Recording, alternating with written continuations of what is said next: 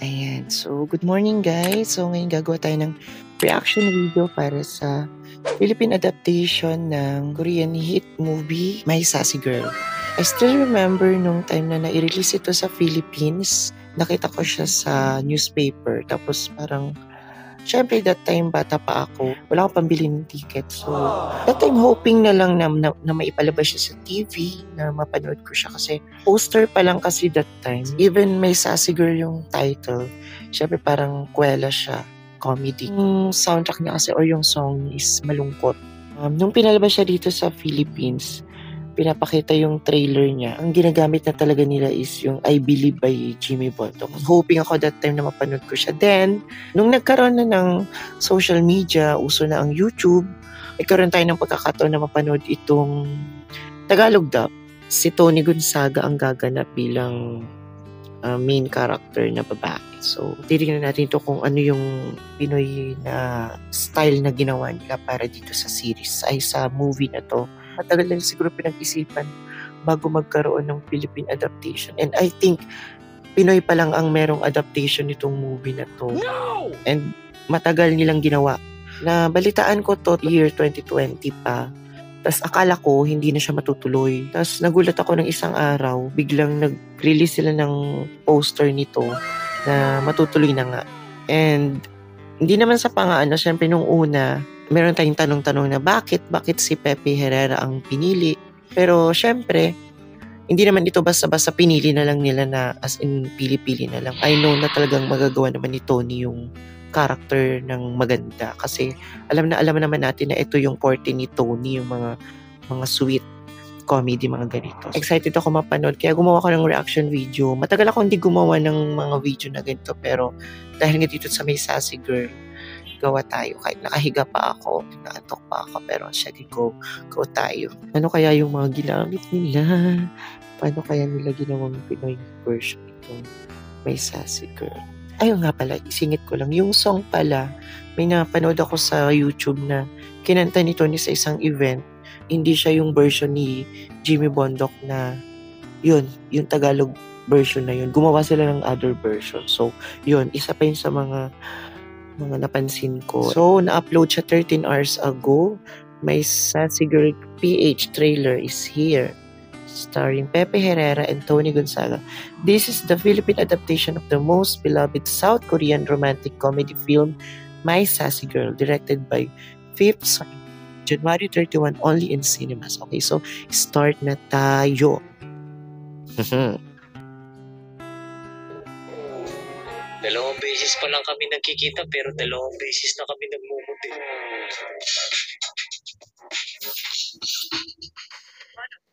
Paliwarin ka.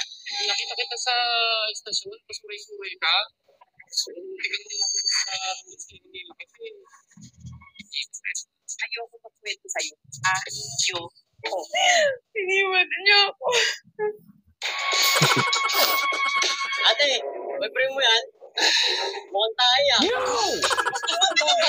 Nakita mo yung guhit na dinrawing ng bata. Pag kaliwang pa, ang unang tumapak ko. Nalo ko. Okay. Sakpan. Kaliwa eh. Kanan yun. Kanan yun. Sino ako? Hindi ko nakita eh. Ay, ito. Tapos. Sina. Sayang. Ano ginagawa mo dito?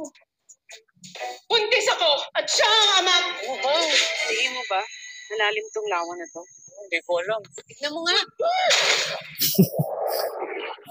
Wala po, pero gusto ko siyang tulungan. Parang gusto ko siyang gamutin. Ay na! Gusto ko siyang gamutin. Gusto ko siyang tulungan.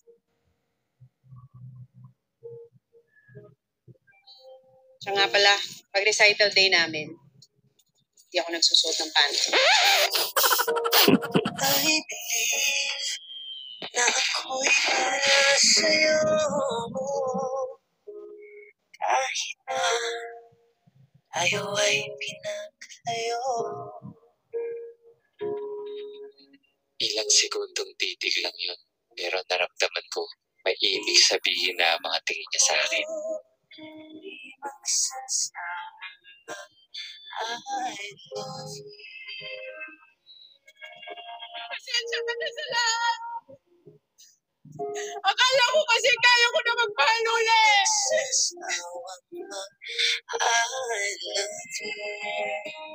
January 31, 2024.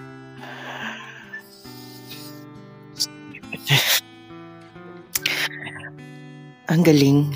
Nasasabi natin yun pa rin yung mga scene pero very Pinoy. Pinoy adaptation to, so meron silang medyo binago siguro dito and yun yung aabangan natin. And syempre hindi ko to palalampasin kasi bakasyon namin. So meron akong time para makapanood dito and I'm so excited. Yung song parang hindi si Tony ang kumanta. I'm not sure. Ulitin natin. Pero hindi, sige. Tingnan natin mamaya sa YouTube kung meron na, kung may nakapag-release na ng song na yon. Matagal kong hindi pinanood tong movie na to, then papapanood ko siya ulit in our own adaptation. So, nakaka-amaze na naisip nila na Pinoy ang unang mag-a-adapt nitong movie na. Ay, hindi. Wrong. Hindi pala. Meron na palang Hollywood version ito, napanood ko na din. At iba rin yung atake. Ala, kalimutan ko, my God, sign of aging. So, sobrang ganda nung series or nung movie. Ginawa nila ng Hollywood version. Kaya ngayon, Pinoy version naman. Excited ako kasi Tony Gonzaga to, isa to sa idol ko. And yung story itself, ano yung Pinoy version natin. So, yun lang guys. Thank you sa panonood. Hopefully, na-enjoy nyo. Sa mga hindi pa nakasubscribe sa aking YouTube channel, please subscribe and click the bell button para lagi kang updated sa mga susunod ko pang videos. Bye-bye!